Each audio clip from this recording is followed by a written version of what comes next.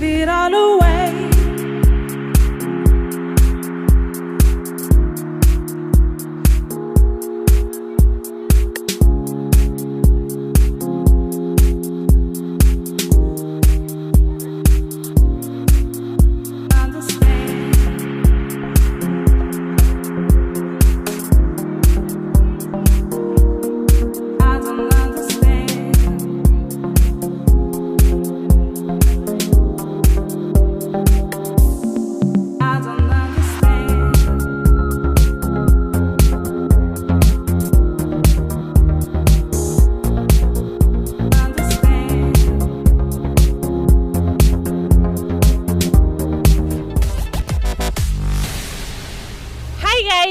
We're here live at Social Media Week 2018, and today all things fashion, social media influences will be discussed by BellaNaija style. So join us as we go on this ride. This is HFA TV. I'm Oyebola Olubumi. Slowly.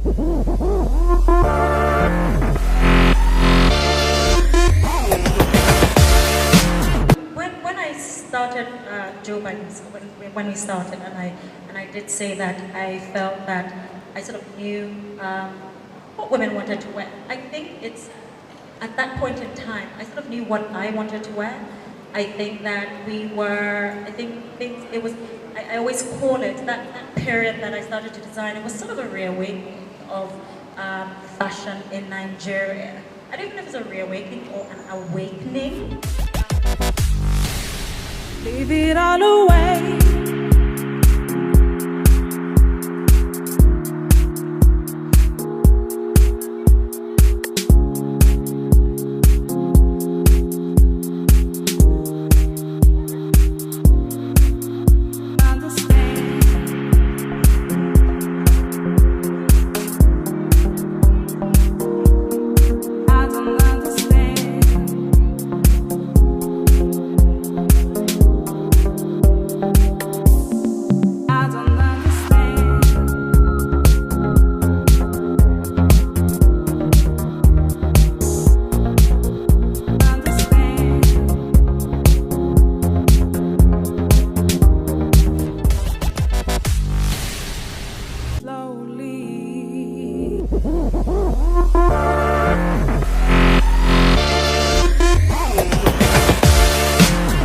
All of us here, when people sort of say their top three or top specifically on our fashion, our style, and you have people of Ghanaian descent now who are, editors of British Vogue, like Rita Dominic, Ajo cover, and then we also have, lots of designers in the West sort of looking here as well. I mean, Fendi did a shoot in the East for one of their campaigns.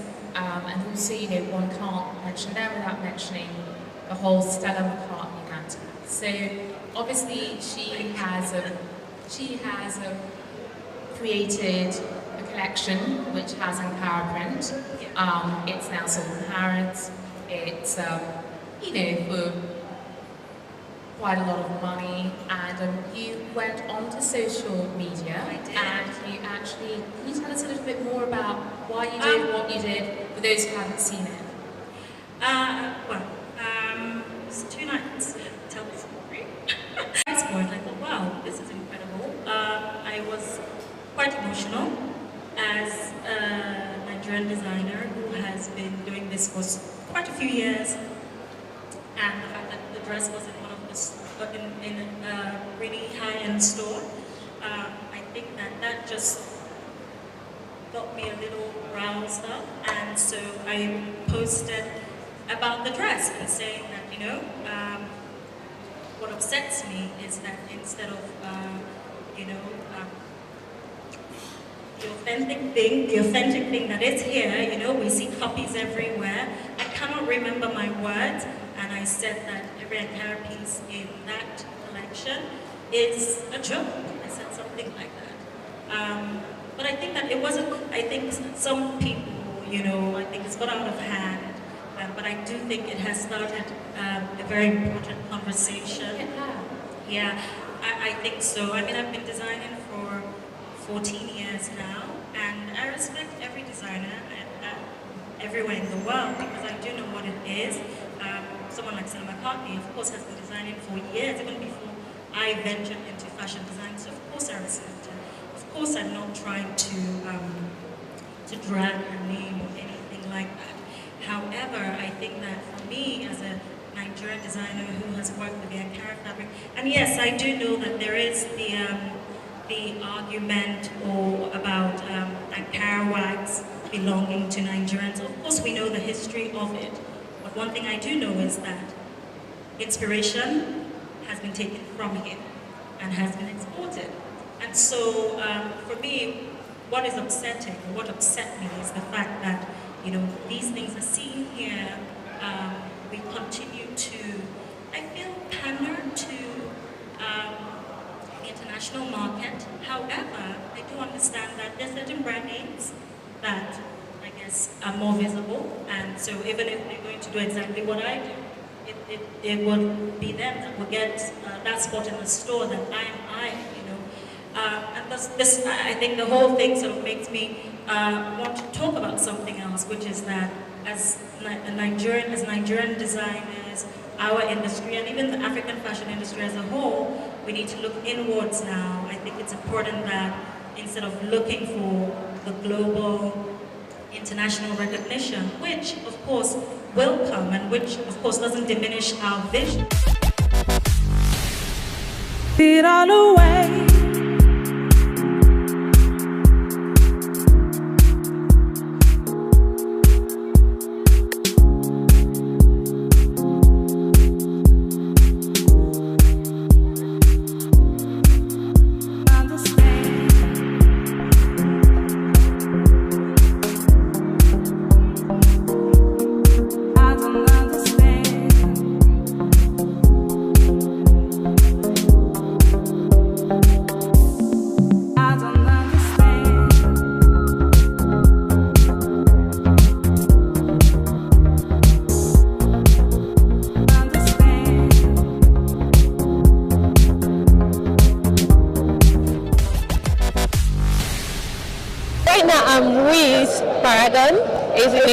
And Pamela. So together they'll be discussing with us, or they'll just tell us what they learned today. They attended the seminar and it was mind-blowing. So what's up, girl? How you doing? I'm fine, thanks. I kind of like a smile, bro. So what did you learn at the seminar today? I learned that you should always be yourself. Don't try too hard. Just be original. Just do what you're good at doing, and then one day, like, things just work out for you. So, wow, one day things will just work out for you. You heard it from her. alright. Okay, what I learned was that even though we're all growing, and if you're exactly let all these, like, call them influencers all around try to make you feel bad that maybe your brand isn't going fast enough, because obviously everybody grows and we all start from somewhere. So that's just basically it, and always try to put yourself out there. Don't just, don't feel exactly, don't isolate yourself. Just always be outgoing, do things, meet people, network, and everything work out for you eventually. Okay, everything works out for you eventually. So be yourself. Alright, so I learned that there's more to being an influencer. It's not just about taking pictures and tagging brands. You have to know what you stand for. Like, it's not just everybody that you collaborate with. So basically, just be open to meeting, be open to collaborations, and collaborate with people that would help you build your brand, as well as taking good pictures. Like, it's not every time you have to post. You have to post good quality pictures. So yeah, put that into consideration, guys. Yeah. Wow, so we've earned it all from them. Thank you very much for joining me. Thank you. All right, thank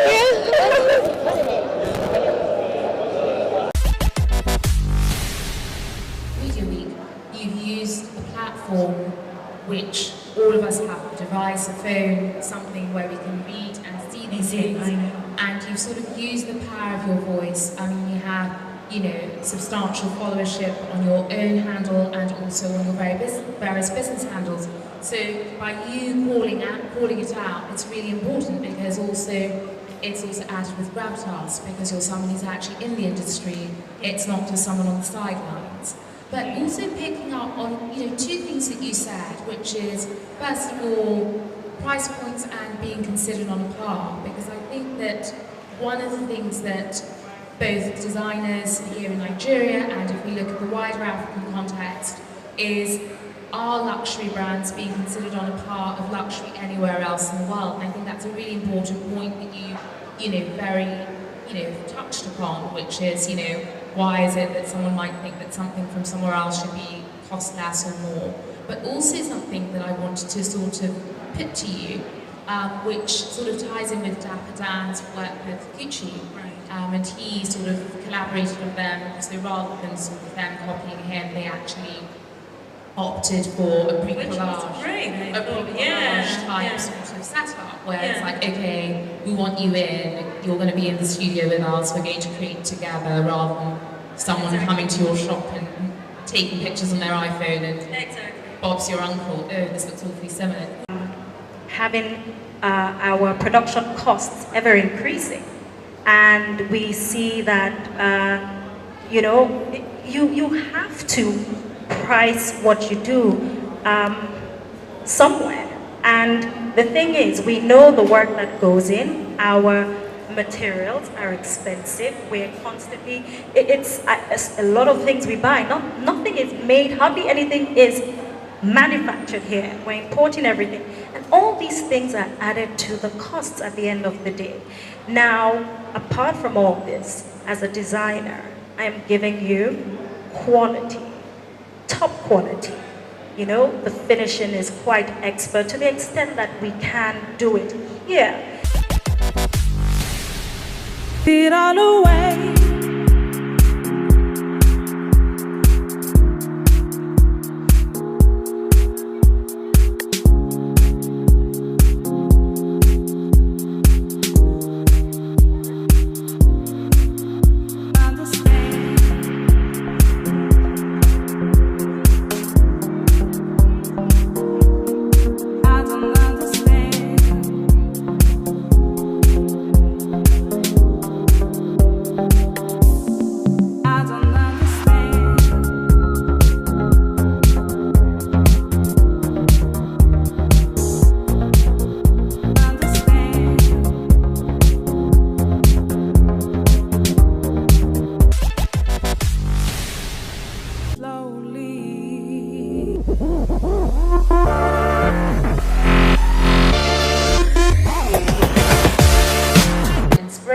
Sourcing, there are people you just look to and you think, oh my goodness, there's always something interesting there. I mean, and also, that you've also felt, gosh, it's lovely to sort of now be on sort of Lagos, which is your home, to sort of like be connecting with people around the world. Yeah, I mean, for those that know my Instagram page, it really is me documenting my sort of everyday style, what I'm wearing today or whatever. And of course, the community I build and I'm attracted to, and I think I attract, are those who are into that as well. You know what I mean? And so, of course, there are other handles that I follow. There are people who are really stylish that I follow, and I think, yeah, do you want me to? Any particular ones we can follow them too. copy paste your follower. Who do I follow? Oh Lord, the sport. Craft and Glamour, yes, that is a handle where they find unusual things, and I like the unusual thing. Slowly.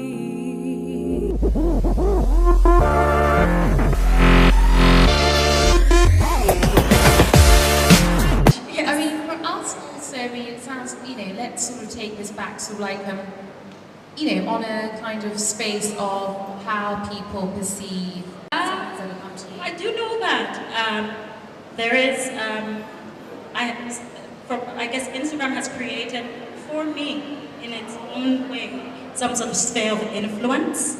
I will say that. I don't know if I will call myself an ambassador in that way, but I think that, yeah, in this part of the world, if I am going to be one of the faces of it, but there are so many stylish people in this part of the world, I don't think that is restricted.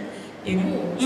But as you sort of highlighted earlier, I mean, I think it's it's really, really great and really inspiring. I think also for younger people to see you being featured in Vogue, to see you being featured in Refinery 29, because, you know, it's a bit like, you know, that whole thing of, you know, Lupita being featured at the Oscars. You know, you can be in your craft, but also for your face to be sort of seen and recognized and celebrated. I mean, I suppose it's something where you're sort of looking at the generation below and them sort of being inspired by that. Yeah, I mean, that, well, the way you put it, that's great. I think that if young people connect with that, and I'm sure they do, then that's wonderful. It all away.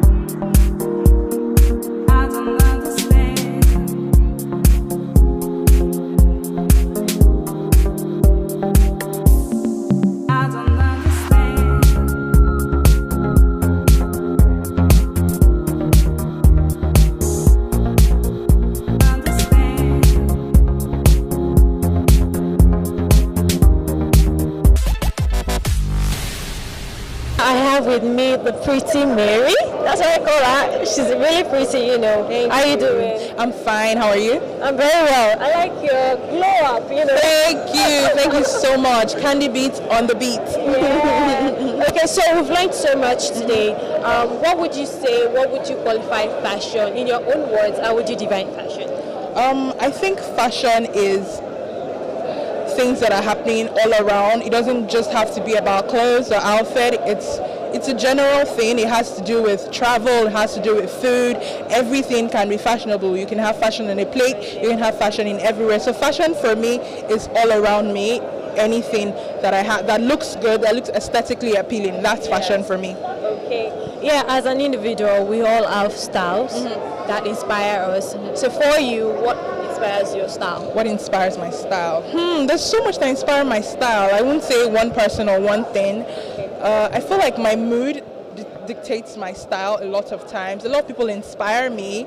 I would say Anna Wintour inspires me, Lisa Folawiyo inspires me, Bridget Sawashika inspires me, even BellaNaija editor at large, Maziodo inspires me. So it's different things, different days, different places inspire my style. But my general style is, you know, just always shine. You know, sometimes even though you look subtle, just always shine. Just something that will always make you sparkle. Yeah. Thank you very much. Okay, so from the conference or seminar we just had, what were you able to pick? Okay, the panel was such an interesting one because I moderated it, and you know, it was just so inspiring to be with, you know, a range of influencers that, you know, from 0 to 100 real quick. For me, the takeaway was be consistent in whatever it is you're doing. Even though you're not an influencer, even though you are a tailor, even though you are a banker, be consistent in whatever you're doing. And don't undershot yourself. At the same time, don't oversell yourself. Just find a balance. Always find a balance in whatever it is you're doing, and stick to what you know. Stick to your passion, and then you'd excel and shine. Exactly. Stick to your passion. Thank you so much. You're welcome. All right. Hi everyone, my name is Aderunke Nobasiade Paludo. I'm a fashion entrepreneur, leading PD for Rockefeller brand and a lifestyle blogger. So you guys tell me, are you feeling this panel or what? I feel like there's so much experience. Please welcome them with a round of applause. All right, let's get right into it. Aderunke, I'm going to start off with you straight away because I feel like you have this very interesting story of how you grew from about 8K to 100,000 followers in a year. So I'm just going to ask, how did it all start when you had just 8K followers? How did it start for you? Okay, for me, I've always loved fashion, but I've been doing business like from the beginning, right from school, selling bras, then makeup, then I decided to go into fashion blogging. So I'll just be real with you guys, like, I don't know how it happened, I think at the time I started fashion blogging, I had people I looked up to, someone like Irony of Ashi, and I said to myself, why am I coming into this space? Why am I coming into the fashion space? Two things. So it was a purpose I loved doing. Followership came, I think, as a result of people understanding that this person is authentic. I was original. I wasn't wanting to be like anybody, you understand? So I think the followership is like an added advantage. So people saw what they liked, they loved it, and they decided to follow.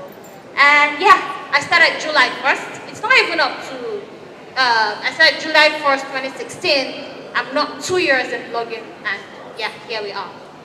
So I think that's really amazing and inspiring. I'm going to go right to Kende. Your melanin godmother, everybody. I know, Kende, you used to just post photos on Instagram like every normal girl, just selfies, outfit posts. I mean, how did you transition from just posting photos to becoming a full-blown influencer?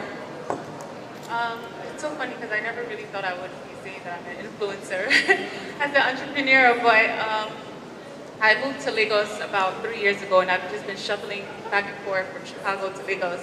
And I'm not a fan of like going out clubs and stuff, so I just wanted to find like a hobby. And for me, taking photos and just taking photos of just like things that people would think that doesn't even matter for me, and just plugging them into my applications, it was like fun for me. Organizing my page and structuring it and color coding and things like that was just so fun to me. So I don't know, I just started taking photos, and I just started getting followers. I'm like, what is this? Who gave me a shout out? But I just started getting followers, and I don't know, like it just, to be honest, it just randomly just happened. It naturally just happened. I just started taking photos, and next thing you know, brands started reaching out, and that's when I realized, like, wow, I'm actually an influencer. And I think many people realize, like, okay, they think being an influencer is about getting paid to post things or getting free things, and that's not really what it's about. It's about impacting other people's lives, and once you realize that, okay, you're actually impacting people's lives, that's when you actually know that you're an influencer. So when people started reaching out to me, people like me started reaching out to me saying like, oh my gosh, like I love your skin.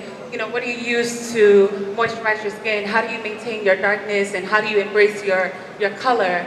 I started realizing like, oh shoot, like people are actually like looking up to me. I gotta, you know, use my platform as a, I have to take advantage of my platform and just, you know, just embrace my skin complexion and just let people know that it is okay to be dark and beautiful, and you should embrace the skin that you're in. So that's how it started for me, I guess.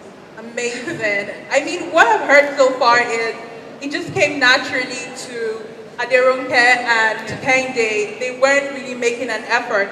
So Taji, I know you're not particularly from the beauty or fashion niche. You're coming from an entertainment side, as a reality TV star, as a host, and all of that. Would you say it's a one-size-fits-all formula, or, you know, people grow their audiences differently? Definitely don't think it's a one-size-fits-all formula. I definitely don't think that it's the same for everyone. I feel like she just said, it happened. She didn't really, you know, focus on it. It just kind of happened. And she realized later that her followership was growing and decided to use the platform. I feel like you can come from different spectrums of the scale or the ladder, whatever it is. You can be an actress on a series or a movie, and people just feel like they relate with the character, and they feel like they like you, so they want to know more about you. Or you can just be someone just doing your hustle, and people just feel like, okay, this girl's doing something positive, let me follow her. It doesn't start easy. Well, for me, it didn't start easy. At first, when I came out, I was insulted because I was plus size, and I thought I was the shit. And it was, I thought I was, you know, important. And it was frowned upon. People would say all kinds of mean things because they could, and they were behind a computer. But then, I believe that it's very important to be true to yourself and to absolutely do it for you. The important thing is to not do it because you're trying to grow followers, to not do it because you're trying to you know, I don't even know, reach someone. Do it because you're trying to do something positive. It all away.